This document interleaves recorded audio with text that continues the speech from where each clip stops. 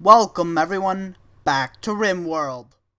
So last episode we didn't really do a whole lot of base stuff, and we went out and destroyed a settlement. It was right here, I believe, the Goler stronghold. We took it out, we killed everyone there, and we even managed to get Arthur to the next level Immortal. He is now a full Immortal. And because a lot of yesterday was mainly focused outside of the base, today I want to focus on the base and finally get some of these paths done, and finally work on our throne room, because I keep saying that we're going to work on it and then we don't, so I want to at least work on it in some form today. In other news, we just got a little bit of wine from our barrels. We also raided a few barrels, so I'm going to install those in a little bit. But from the wine that we got some Lightwalk wine. Stats are up here, plus 150 max HP, 50% more market value, and 45% movement speed. We also got some, click through it, Lightwalk flexing wine. Lightwalk plus 150 max HP, 150 market value, 45% movement speed. Flexing is also another artifact infusion, plus 150 max HP, 50% market value, 110% movement speed, 18% more melee hit chance, 82% melee cooldown, 120% melee damage multiplier. And I think we also have Wine of the Warrior, 101% market value, and 105% melee damage multiplier. And we actually have a few more requests. First off, someone requested for King to be using a more bludgeon weapon, so I'm going to give King... There's a heat wave. I'm going to give King this slate heavy maul because it's more of a bludgeon than a steel greatsword. And the creator of John's character also specifically asked for him to have a halberd or spear type weapon, so we are making him a gisarm, whatever that is. It looks like it's a spear. A combat focused polearm which can stab, slice, or hook the opponent. A long polearm with a hook to grab an opponent from horseback, and a long spike to stab him with. We're also making him a full set of armor so that he doesn't die when he gets stabbed. Alright guys, we just had a few donkeys join us. We also had a heat stroke, because of the heat wave we had earlier. A bunch of our people have heat stroke now. As you can see, minor. It's going down because I've cooled down the wine room, but it was super hot in here at one point. We also have an arcane items collector coming in. So let's send Arthur out to trade with them. Where is the trader? Alright, let's see what they have. They have a Torn Script Demonology. Demon power binds the Triton. What does this do? Demon users. You know what? I would buy that, but that's pretty expensive. We need one of these actually. Because if we can get one of these arcane tomes, we can get one of our magically gifted people into, actual magic. So I think I want to try and get the shadow. That sounds pretty cool. So what can we sell off? We can sell off all of our ambrosia. That gives us pretty far the way. Let's sell them the donkeys that we just got randomly. We'll keep the magicite if possible. We can sell all of our wine to them. That brings us into the clear. And then, sell them 79 gold. Alright, that even gains us some money. I am happy with that. And Russell is the only one of our people who is magically gifted, so we're going to tell him to read that, and he should become a shadow. In the dead of night, fear reveals itself in the blade's reflection. The shadow awakens. Alright, Russell just read that, and he is now, let's check his bio, he's now a shadow. He is a half-breed demon with an affinity for shadow magic. And apparently it's a she. Okay. And then all the various bonuses down there. Let's look at what their abilities are. It's a might class, so it uses stamina and also magic? Okay. They have the Shadow Strike, instantly moves the attacker behind the target and delivers a devastating single target attack, so that's like an assassin. Nightshade. Coat your weapons or projectiles in Nightshade Toxin. Again, kind of an assassin ability. And throws a concoction that cloaks the caster and its surrounding area in smoke and shadows. Again, a very assassin-like ability. So Shadow Strike, Nightshade, Veil of Shadows. They also have the Blink ability. instantly summons the caster, instantly moves the caster to the target location. We're going to enable that, and also the summon objects to the caster's location. Soul Bond. Demons, or those possessing the power of a demon, can create a soul bond, or a soul contract with another pawn who will sustain the bond. Oh, and they get like buffs. Okay, and then Shadow Walk. Move unseen to the shadow of another pawn. So you could do that to John and you would just teleport. Random event, okay. Oh, that's so cool. Yeah, and there we go. He actually has 2 tabs, I guess because he's like a hybrid class. He can level up his Blink summon abilities. He can also level up his Soul Bond and Shadow Walk. I think we're gonna go for the Soul Bond first, because it gives both him and the person he's soul bonded with a massive buff. So what do we want to use? Decreases the burden. Let's increase the benefit, and also soul buffer, which decreases the burden. There we go.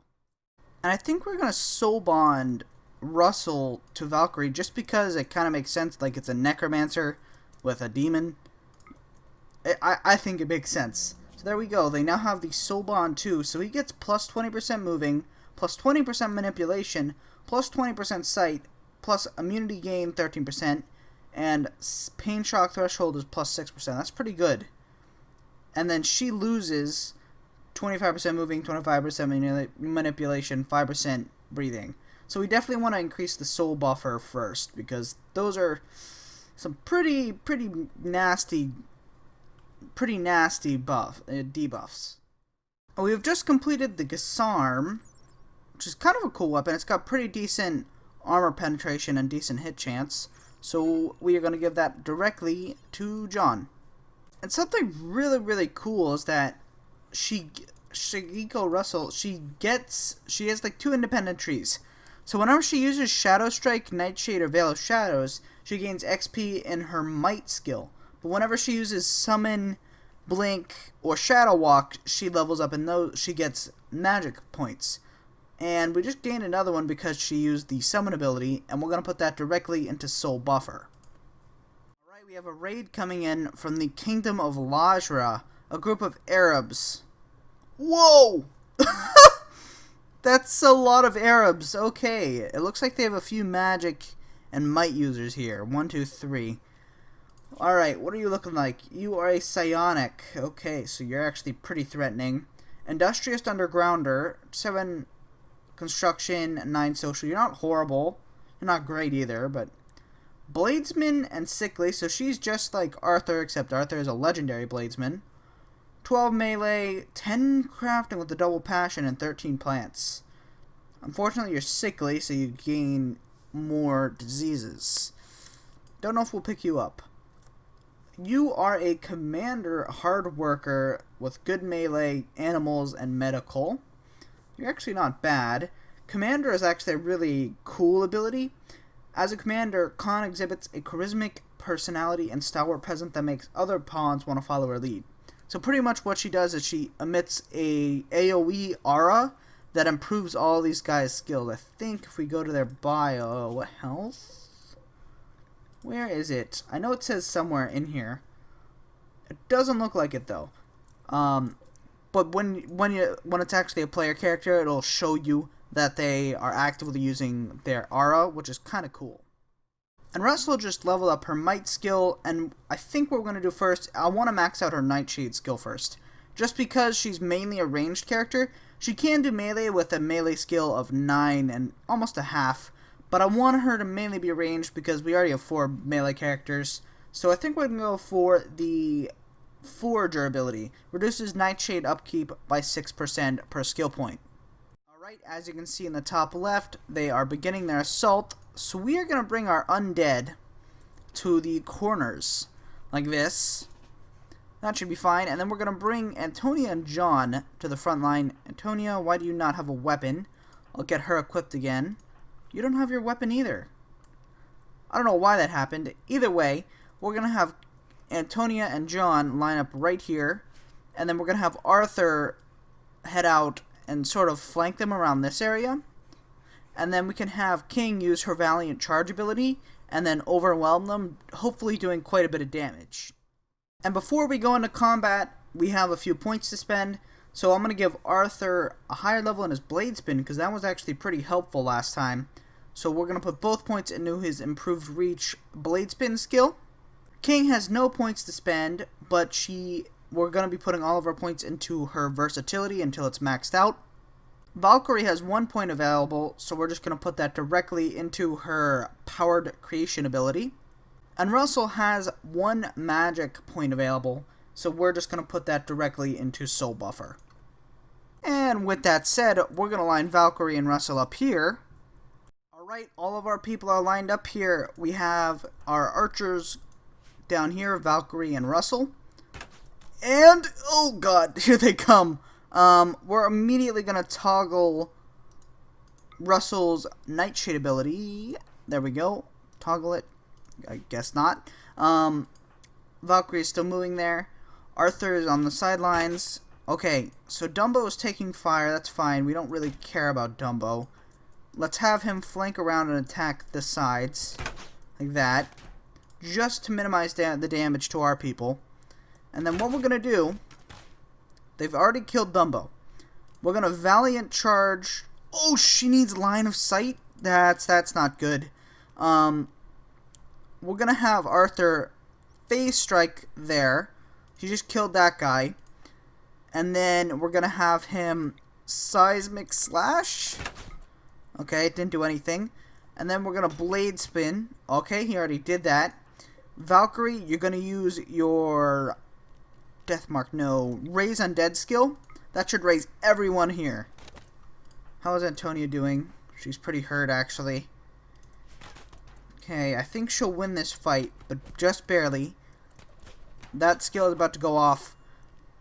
Colonist Ranger's Rescue? Who's down? Okay, she's affected by Arcane Weakness. That's fine. That's a lot of guys. We just got Helen, Bernard, Cassie, Dumbo. Yeah, I think we got this now. Okay, King is in position. Arthur, how much time do you have? Okay. Pretty long time, actually. We're going to have her Valiant Charge right there. And then Overwhelm. Oh! That was a lot of damage. Okay. And then we're going to have her Overwhelm. Come on. Overwhelm. Alright, there we go. They should be pretty hurt here. How are we doing? Antonia is pretty hurt. We're going to have her pull back. Arthur is fine. It looks like we are winning this. King is hurt pretty badly. However, she can cast heal, so it doesn't really matter. And she's down. That's not good. Arthur. Oh wait, they're fleeing. Okay, that's fine. We just need to patch up King so that she can get up and then cast her healing ability. I'm gonna unmarshal Antonia. Why are they still fighting? Leave us alone, please. Yeah, I think that's about it. Okay, they are fleeing. I want to try and at least get a few of these guys. This guy is the Blade Man. Okay, we just want the Psionic there. The Psionic is the best one. And the Psionic is now dead. That's kind of annoying. Can you... Okay, he doesn't have enough stamina. Beat that person up. Bernard, beat this person up. And I think that's it. Valkyrie is downed. King has 9 hours, so she should be fine. Antonia has 9 hours. She should be fine as well. Go rest, please. And then I think that's it. And using the brewery as a temporary hospital, we're healing our guys up. I think we might need a hospital now. It looks like everyone will survive, though. Health. Okay, you're fine. You're fine. That's all I care about. Unfortunately, none of the guys who we wanted survived, so we don't really have much here. We can, however, haul away all of their weapons and stuff. They have some really good weapons, like a steel greatsword, a few claymores. There was actually I think they've already hauled it away, but there was a really good weapon over here. Steel cutlasses. There we go. Arcalium quarterstaff. Okay, there's no enchantments on that, but that's kind of cool. And then after they haul all of that away, we can go around stripping, and then we can behead all of these guys, just in case any of them are immortal. Here it is. It's this destructive uranium pike of good quality. It's got a legendary destructive infusion, plus 50 max HP, 33% market value, and 20% more melee damage. So I think we're going to give that to John, because I think it's a lot cooler than a normal Gasarm. So there you go, take your legendary weapon. And from all that healing, King leveled up again, so we're going to put that directly into Valiant Charge. And in the background of things, I've been working on the paths, and we are almost completely done with the main courtyard area. And kind of the main courtyard area and all of the paths stretching to our main buildings. After this, I'm going to build this main path, and then we can start working on our throne room. And I'm setting Arthur to go behead them, and there it is, his first quickening. He's now at 1.1. And there was only one immortal in there, but that's fine. That's at least some progress. And here, you can watch a undead skeleton fight an insane horse. Wonderful, isn't it? Who's gonna win, though? Oh, no! The zombie beat up the horse and killed it. That wasn't all that expected, actually. Alright, guys, we just finished all of these paths. I'm kind of happy with that. And I've planned out our hospital now. I've moved the grape field to up here so that it's kind of bordering the street. And that'll allow for a lot more grapes so that we can brew more wine, so that we can sell it for more money. But I want to get a hospital up just because we get a lot of injuries and we don't have a hospital, so they're being treated in our winery. So the construction of our hospital is coming along pretty well. It's almost done, as you can see. But I want to go on a trade mission just because we have a bunch of ambrosia and it's going to spoil in the next 30 days. And that's not good because then we don't get any money from that. So we're going to bring along Sir Dumbo, John. John, you're good at social, right? Who's good at social? No, you're horrible at social. King, you're fine at social. So congratulations. And we'll leave Valkyrie because she has to control the zombies. Anyone else? No, I think that's honestly fine. So let's bring along all of the... Where is it?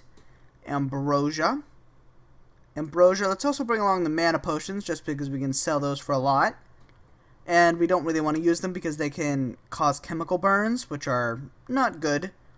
And let's also bring along all these crappy weapons that we don't want, just because we can. Actually, let's keep the crossbows. We'll take the great bow. Yeah, I'm fine with that. Choose route, and let's trade with these guys. Confirm. So, this just happened. I don't know why. I'm gonna get back to you guys in a little bit, trying to figure out what's wrong here. I don't think this is supposed to happen. So I'm in dev mode right now, and I loaded in again, and it's still black everywhere. And this message is being just capped out continuously. Root level exception. What is this? Why do you have to do this to me? I assume this is why the map isn't loading, but I don't know why the map isn't loading. That's kind of like the point. Let me try and fix this. Hopefully it works. So I loaded into a new map and it works just fine. I have no idea why our saves just kind of dumped off. It's really, really odd. Like, yeah, you can see it works just fine. They can run around and stuff. They can shoot stuff. This is just a randomly designed thing. You can lightning bolt stuff. There you go. I don't know why our saves just decided to black out. That's really odd. So I'm going to continue trying to fix it, but I don't know why it decided to not work. Alright guys, I've been doing this for about 2 to 3 hours now. I've done everything. I've changed up the mod list. I've loaded in different saves. I've even gone back around. It was around 3 when the autosave was, so I went back to there and played through that time. And the 10th of August, I think, or I think it's the 11th maybe, is when the entire screen just went black. I don't know why. It happens no matter what I do. So we have two options here. One, I can go back and use the same seed that I did originally and just kind of recreate all this. I can, from video, copy all of our buildings over and just do stuff like that. I can copy all of our people over as well because I can still see their bio and such. Or we can go for a separate series, the second series in this chain that I actually had planned out once we conquered the continent. A more high-tech series. I would still do a animated intro / ending to this to kind of give you guys a little bit more clarity. But as of now, let me know what you guys want to do in the comments because I don't think this was able to be foreseen. But as this game is currently unplayable right now, I think that we'll wrap up this episode. If you guys did enjoy, do whatever you want, honestly. Leave a comment down below again telling me if you guys want to continue this. I can load up a new save and I can just copy all this over. Or we can start the new series, which will be more higher tech with the same main character, Arthur, but with a little bit of a twist on it. So let me know what you guys want to do in the comments down below. Anyways, I hope you guys do have a great day, and goodbye.